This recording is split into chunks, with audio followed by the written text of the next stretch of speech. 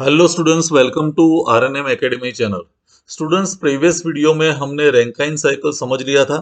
Rankine cycle की four processes जो थी वो हमने समझ ली थी और उसके बेस पर रैंकाइन साइकिल की एफिशिएंसी का इक्वेशन डिराइव किया था। अभी आज के वीडियो में रैंकाइन साइकिल के आधार पर हम एक प्रॉब्लम न्यूमेरिकल सॉल्व करने वाले हैं और वो न्यूमेरिकल लेंगे जो जीटीयू की एग्जामिनेशन में पूछा गया था। It was the question in the examination of 2016 winter season. तो विंटर 2016 का रैंकाइन साइकिल के आधार पर एक प्रॉब्लम है जो आज मैं सॉल्व करने वाला हूँ। लेकिन प्रॉब्लम सॉल्व करने से पहले रैंकाइन साइकिल के आधार पर दो तीन शॉर्ट इक्वेशंस है वो हमें समझने पड़ेंगे। तो पहले वो मैं इक्वेशंस एक्सप्लेन कर रहा हूँ और उस इक्वेशंस के आधार पर हम न्यूमेरिकल लेने वाले हैं। तो चलिए पहले इक्वेशंस देख लेते हैं या जो पैरामीटर्स है वो पैरामीटर समझ लेते हैं। सबसे पहला पैरामीटर है वर्क रेशियो, डब्ल्यू आर जिसको कहते हैं। वर्क रेशियो क्या है? तो work ratio is the ratio means W net to W T. Net work जो है और टरबाइन वर्क, ये दोनों का जो रेशियो है वो उसको हम वर्क रेशियो कहते हैं। Means it is a ratio W net to W T. Net work हमेशा कम रहेगा। नेटवर्क हम कैसे फाइंड करेंगे? W T minus W P. And turbine work जो प्योर पॉजिटिव वर्क है वो डब्ल्यू टी है। तो नेटवर्क से टोटल मीन्स टरबाइन वर्क, उसका जो रेशियो मिलेगा वो वर्क रेशियो है। पहला इक्वेशन तो हम याद रखेंगे W net divided by W T. दूसरा इक्वेशन या दूसरा parameter back work ratio.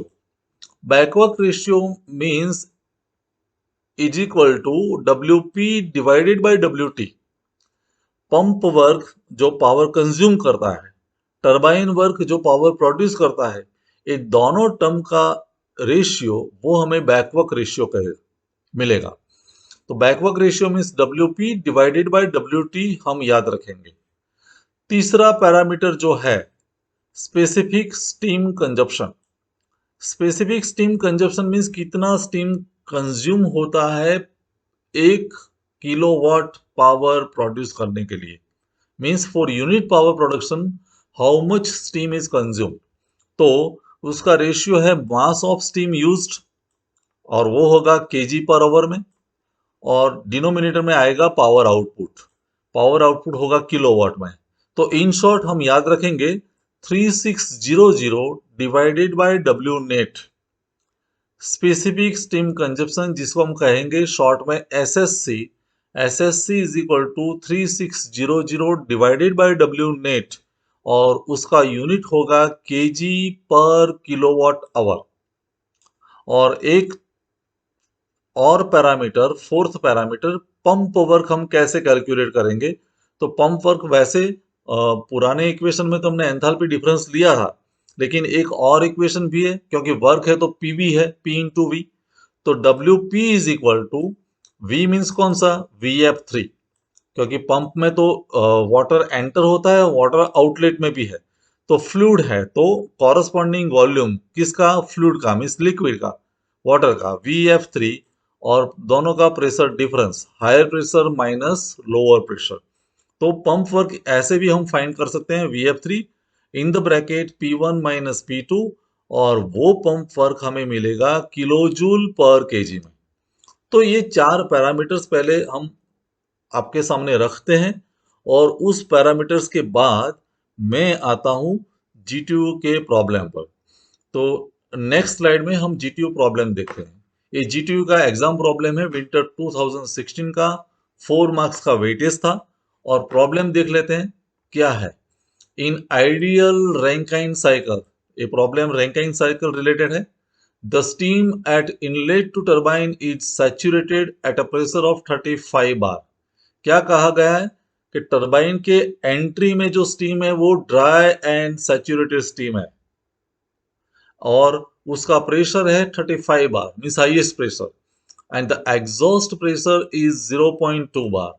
Steam turbine में से जब बाहर निकलती है और कंडेंसर में एंट्री होगी तो आउटलेट प्रेशर उसका 0.2 बार है, मीन्स फुल एक्सपेंशन हो गया। फुल एक्सपेंशन होके प्रेशर निग्लिजिबल रहा है 0.2 bar. Assume flow rate of 9.5 kg per second. Steam का जो फ्लो रेट है, एक सेकंड में 9.5 kg स्टीम फ्लो हो रही है। तो इसके आधार पर हमें चार पैरामीटर्स कैलकुलेट करने हैं। पहला है पंप वर्क, कितना पावर कंज्यूम होगा पंप से। टरबाइन वर्क, कितना पावर प्रोड्यूस होगा टरबाइन से। द रैंकाइन साइकिल एफिशिएंसी, उसकी एफिशिएंसी कितनी होगी। और dryness fraction at the end of expansion, क्योंकि एक्सपांसन के बाद जो स्टीम मिलेगी वो वेट स्टीम होगी, और वेट स्टीम है तो उसका ड्राइनेस फ्रैक्शन कितना है। ये चार क्वेश्चंस का आंसर हमें देना है, और वेटेज है 4 मार्क्स।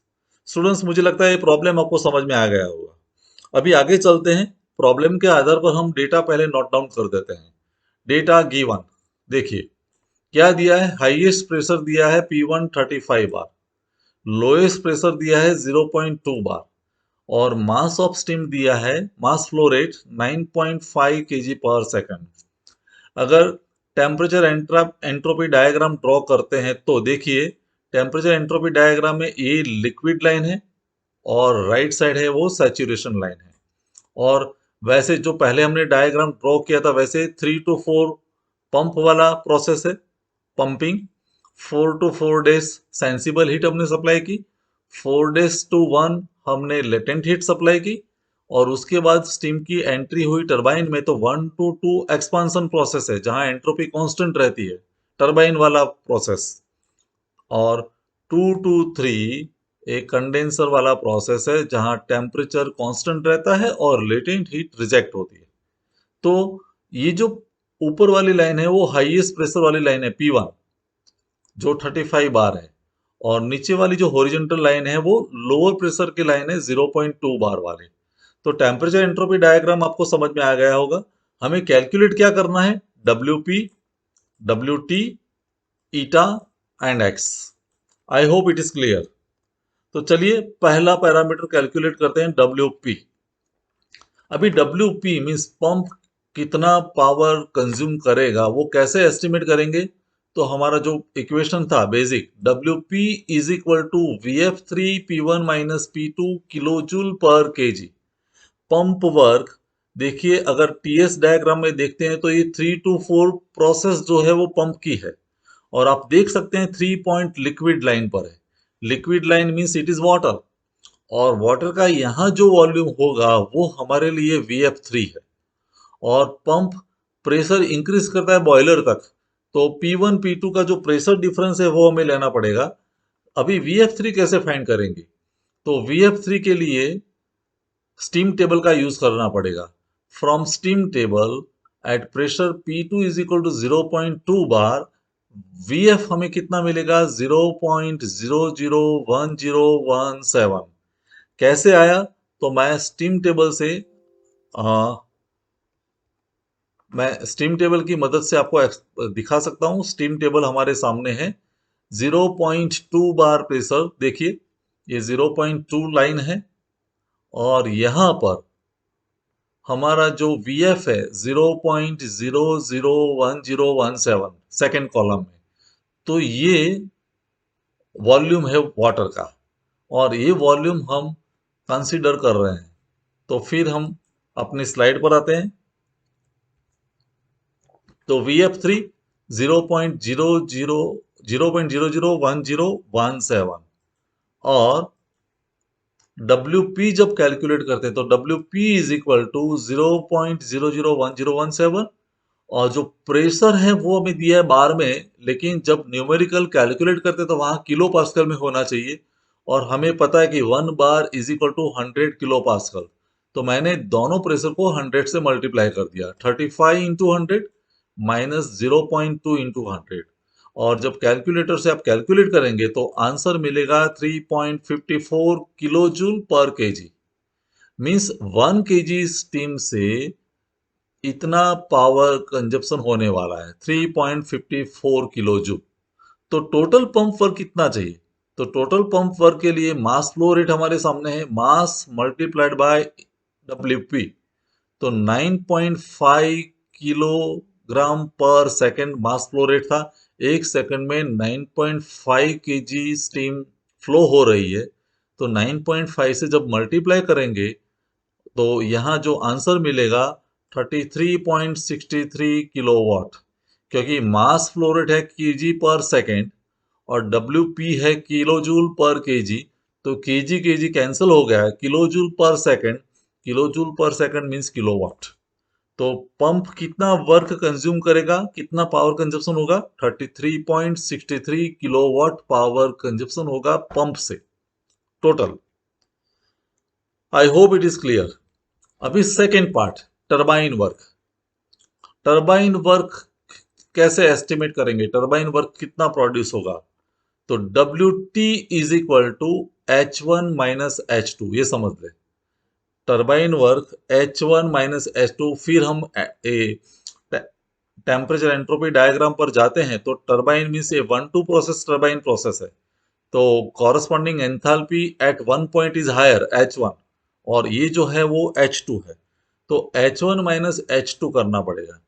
अभी H1 कैसे मिलेगा, हायर प्रेशर है 35 बार और वहां स्टीम सैचुरेटेड है। तो डायरेक्टली जो H मिला वो हमारे लिए Hg होगा एट प्रेशर P1 मीन्स 35 बार पर। H2 कैसे मिलेगा, क्योंकि H2 तो वेट स्टीम मिलती है, वेट स्टीम मिलती है तो उसका एस्टिमेशन ऐसे होगा H2 is equal to HF2 plus X2 HFG2। अभी HF2 HFG2 तो हमें मिल जाएगा एट प्रेशर P2, 0.2 बार है वहां, लेकिन X2 नहीं मिलेगा। तो हमें पहले X2 कैलकुलेट करना पड़ेगा। X2 कैसे फाइंड करेंगे, बाय इक्वेटिंग एंट्रोपी। हमें पता है कि 1-2 लाइन वर्टिकल लाइन है तो एंट्रोपी कांस्टेंट रहती है। तो S1 is equal to S2।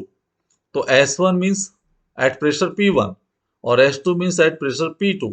तो S2 मिलेगा SF2 प्लस X2 SFG2।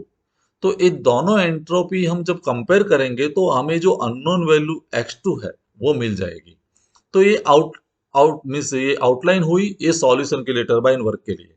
अभी टरबाइन वर्क कैसे कैलकुलेट करते हैं, देखिए हमने दोनों प्रेशर पर सभी वैल्यूज नोट डाउन कर दी स्टीम टेबल से। At P1 is equal to 35 bar from steam table, Hg1 है 2802 किलो जूल पर केजी और एंट्रोपी है S1 is equal to 6.123 kilo joule per KG. और वैसे प्रेशर P2 पर 0.2 बार पर हम सब कुछ नोट डाउन कर देंगे। HF2 251.5, SF2 0.832, HFG2 2358.4, SFG2 7.077। तो इतनी वैल्यूज हम नोट डाउन कर देंगे। अभी ये वैल्यूज कैसे नोट डाउन की देख लेते हैं। मैं फिर से स्टीम टेबल पर ले जाके आपको इस एक्सप्लेन कर सकता हूँ। तो हमारा स्टीम टेबल यहाँ पर है, देखिए 0.2 बार पर हमने नोट डाउन कर दिया, VF किया, फिर HF 251.5, फिर HFG 2358.4 और SF 0.832 और SFG 7.077। ये 0.2 प्रेशर पर है, मैं हाईलाइट करके आपको दिखा सकता हूं।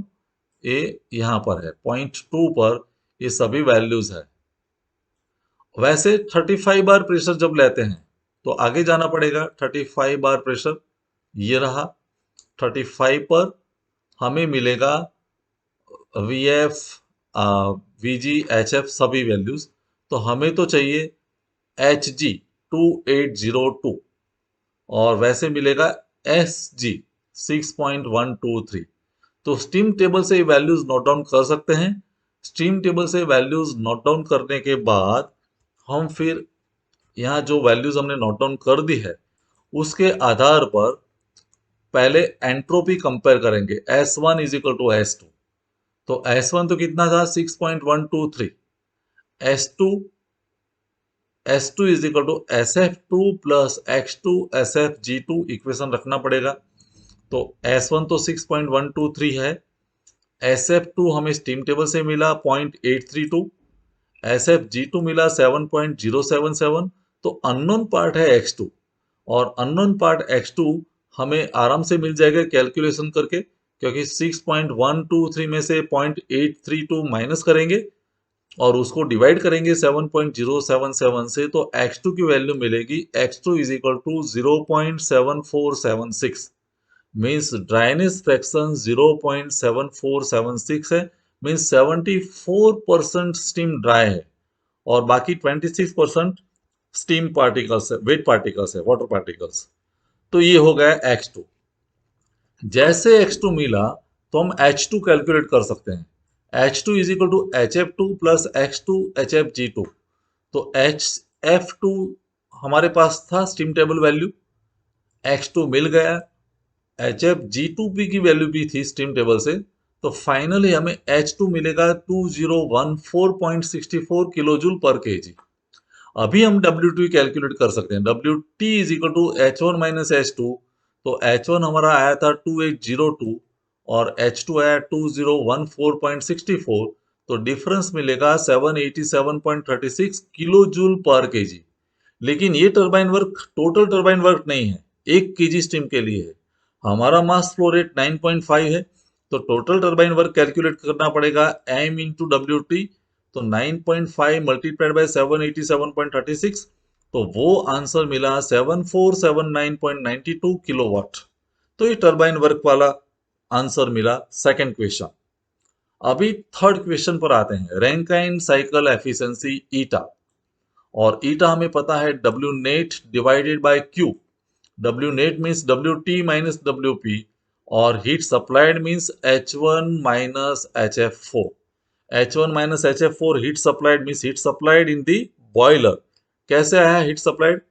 फिर हम यहाँ जाते H one minus H F four. H one means यहाँ पर जो हीट है वो कंटेंट, और एच एफ फोर यहाँ पर, क्योंकि ये तो लिक्विड लाइन है, वाटर लाइन, तो यहाँ एच एफ फोर होगा और यहाँ एच जी होगा। तो उस पर से हमें हीट सप्लाइड मिलेगा। आते हैं फिर पार्ट पर, H one minus H F four. अभी सवाल ये रहता है कि एच एफ फोर कैसे कैलकुलेट करेंगे। तो हम पंप वर्क का जो इक्वेशन है वो एस्टैब्लिश करेंगे।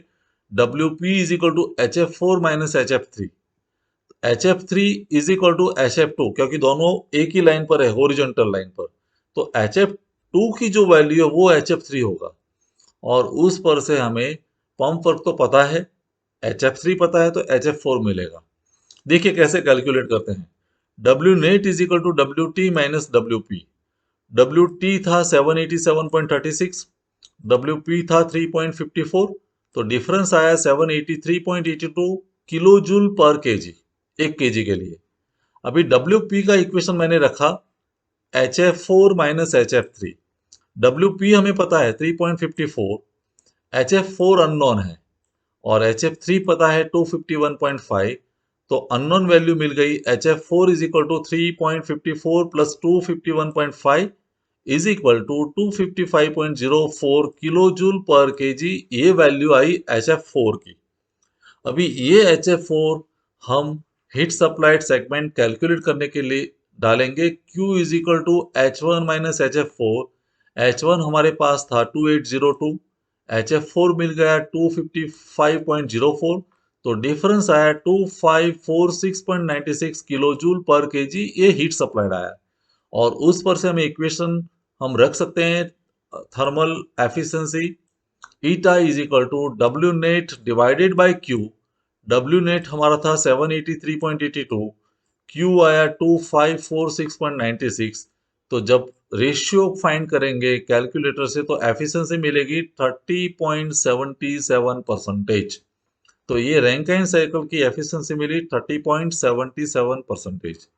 और लास्ट जो क्वेश्चन था जीटीयू एग्जाम का, ड्राइनेस फ्रैक्शन कितना होना चाहिए, तो वो तो हमने ऑलरेडी कैलकुलेट कर दिया है, x इज इक्वल टू 0.7476। तो इस तरह से हम 4 क्वेश्चन का आंसर दे सकते हैं जब हमारा रैंकाइन साइकिल का फंडामेंटल क्लियर हो तब। और स्टीम टेबल की मदद से हम सभी वैल्यूज फाइंड करेंगे, और इस पर से हमने चारों वैल्यू हमने फाइंड कर दी टेम्परेचर एंट्रोपी डायग्राम ड्रॉ करके। तो स्टूडेंट्स, आई होप आपको चारों क्वेश्चन और उसका आंसर समझ में आया होगा। नेक्स्ट वीडियो में कोई नए टॉपिक के साथ फिर मिलेंगे। Thank you for watching. Thank you very much. अगर आपको ये वीडियो पसंद आया है और आप मेरी चैनल पर नए हैं तो प्लीज मेरे चैनल को लाइक कीजिए, शेयर कीजिए और सब्सक्राइब जरूर कीजिए। Thank you very much.